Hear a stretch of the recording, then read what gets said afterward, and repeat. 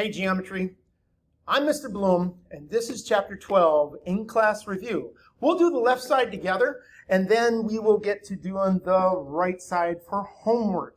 Now keeping in mind today what we're going to do is just review the things that we've been covering in class. So knowing that, let's get on with it. Our first thing is we're going to find the diameter of a circle with an area of 78.54 square centimeters. We have an area, so we've got to make sure we hop that area in. And then we're going to fill in 78.54 and divide by pi. After we divide by pi, we find out that r squared is 25. And we take that square root and find out that r is 5. So our final answer is in this, because we're supposed to find the diameter, and since it's right here, we can bring that up. The diameter of the circle, so the diameter is 10 centimeters. Our next one we have here, as we hop down our worksheet,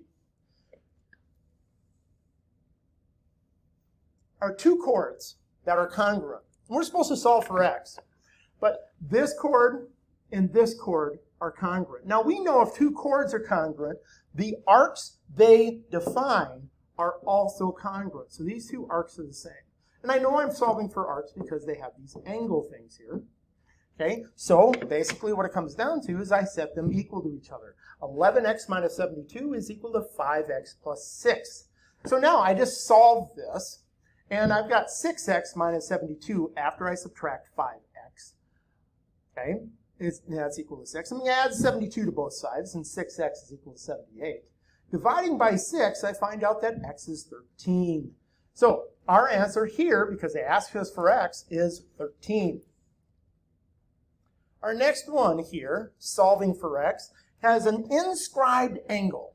Now this angle is inscribed because the vertex is on the circle. Now we've recently been doing angles and we found out that anytime we have a vertex of an angle on the circle, the angle is half as big as the arc it intercepts. So since this arc is 46, I know this angle is 23.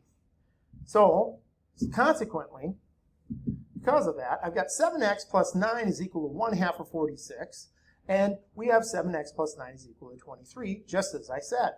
And now we finish out our solve by subtracting 9 from both sides, and we have 7x equal 14. We divide by 7 and come up with the fact that x is equal to 2.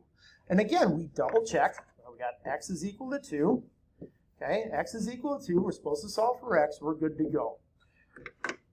Now, let's get on with our second page. Now, we're looking here. If j is a point of tangency, solve for x.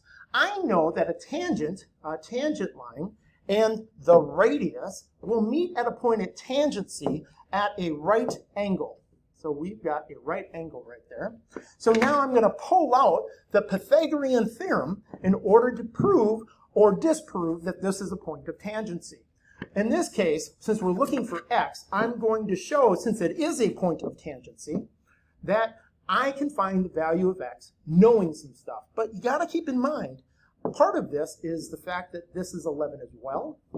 So this whole length is 18. So now I plug this information into my Pythagorean theorem equation. Since 18 is the hypotenuse, 11's a leg, and so is x, I now solve for x by squaring 11, which is 121, squaring 18, which is 324. I now subtract 121 from both sides and get x squared equal 203. I take the square root and find out that x is equal to 14.2, and they ask me here to solve and round to the nearest tenth, and that's what we did. And we're supposed to solve for x, so I'm checking it, and I'm done. Our next one here, we're looking at an angle outside the circle. Now, when we got an angle outside the circle, whether it's a tangent, secant, or a secant, secant, it comes down to our angle is half as big as the big arc minus the little arc. Okay? Boils down to this. This is our angle, and this is our big arc, and this is our little arc. But we have to find our big arc. So let's find our big arc. Find big arc. That is going to be here, just make sure you all know where I'm finding this stuff. I got 74 plus 86, 74 plus 86, and I subtract from 360, and I find out that this arc here is 200. So this is 200. Now, once I have that, I'm off to the races because I know my solution is 4x plus 13. That's what my angle is. It's half of the difference of 200 minus 86. Now, I've got 57 when I have 200 minus 86, so it's 114. Half of that's 57. Now I subtract 13 from both sides, and I get 44. Dividing by 4, x is 11. Now, again, double check. Were we supposed to find x is 11? Yes. So we got that done. We get to move on to our next problem. Now here, I still have something that looks exactly like we just did, except I'm solving for x on a length of a side versus an angle. So now I have side measures here. Okay, I shouldn't do it that way. Let's undo that. I got side measures here. And it really comes down on the side measures is we got the outside value times the entire length. And that is equal to the outside times the entire length. Now, it might be long to write it this way, but I want to emphasize what this is. So, what we're looking at here is this. I'm going to take the outside value, 4, so I've got 4, times the entire length, which is 4 plus 2, 6. And that's going to equal the outside in the other x times the entire length, x plus 5. Now, once I get that, I can now say, well, this is 24 is equal to x squared plus 5x. And I can put it in a quadratic formula look where I've got to get the 24 on the other side. So I got 0, x squared plus 5x minus 24. Now, what two numbers multiply by 24, but their difference is 5? Well, that would be x plus 8 and x minus 3. At this point, I got to use zero product rule to find the answer. So I've got x plus 8 is 0, or x minus 3 is 0, and x is 3. Using zero product rule, I find out that one of my answers is negative 8. But when I put it into this problem, it does not make sense. I put it up here, a negative value doesn't make sense, so we won't use that as an answer. Our x value is 3, and they just ask us to find x. So we have our answer, we get to move on. Now, this next one, you'll be able to do. This is all about definitions. Check your definition page. Okay? Now, this next problem we're going to do together is about this. So in circle Z, I got circle Z. Remember, circles are named by their centers. RS is 18. Now, this is RS, so that whole thing is 18. So this whole thing is 18. Now, TY is 42.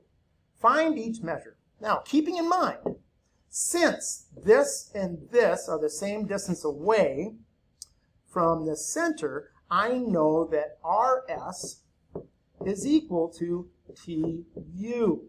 I also know that since it's perpendicular on both of them, okay, not only is RS and TU congruent, but RS and TU have been split in half by the radius coming from the center at V and W respectively. So now I'm looking at this, and they're saying, well, what's half of 18? This is 9, this is 9, this is 9, this is 9. Also, if those are cut in half, the arcs are also half. So this is 42, and since the two halves are 42, this is 84. And by the way, those are degrees because they're arcs. Now, because of that information, I now know TV is 9. I now know TU is 18. I know WS, wherever WS is, WS, where are you? 9. And I know YU is 42, and RS is 84. Now, make sure you recognize this next problem that you will try to do, and I'll try to make it easier for you. Since you know this information, I'm going to give you a hint. You're asked to find the radius, and you already know that this is 9, and they provide you that this is 4. This is a right triangle, and that's our radius.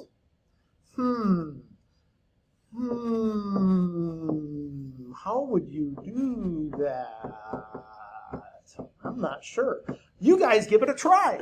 I'll talk to you when you get back if you have any questions. Okay, now we've got 4 questions left here, and our next one is all about the average of these two arcs. So now we got to look at this, and I'm going to talk about the average of these two arcs. So I've got the measure of this angle, the measure of angle AED, is equal to 1/2 of 45 plus 109, the average of the two arcs. Now AED, keeping in mind, I want to make sure, I've got A, I've got E, I've got D is this angle, okay? Well, I add those together, and I got 45 plus 109, and I get 154. Half of 154 is 77. So I got 1/2 of 154 is 77. So the measure of angle AED, the measure of angle AED is 77 degrees. Now remember, this is 77. Let's try that again. This is 77. This is 77. And if I wanted to, I could subtract from 180 and find out that this is 103 and this is 103 because of supplementary angles. Now let's go on to this next one. This is a chord-chord relationship.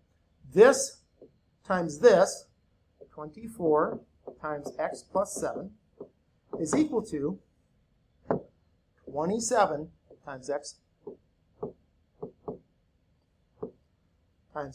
plus 5.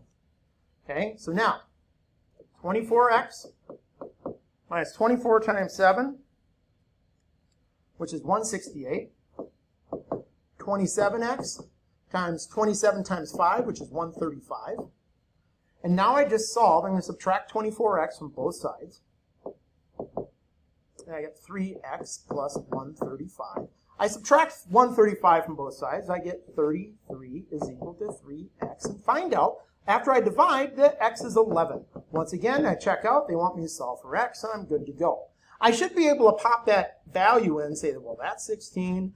This is 18. And those values, 24 times 18 and 27 times 16, should work out. Now, our last two. Remember, when we're doing this, our general form of a circle looks like this, where HK are my center.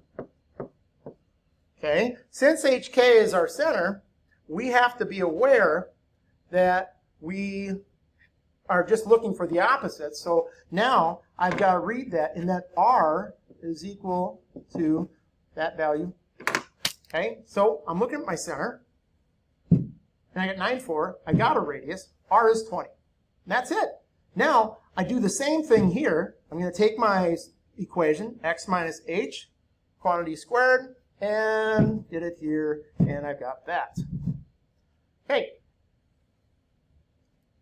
Hopefully things are going well, and you understand what's happening. But if you have any questions about this, please seek out your help from your local geometry teacher. And as always, remember, I'm Mr. Bloom, and you're not.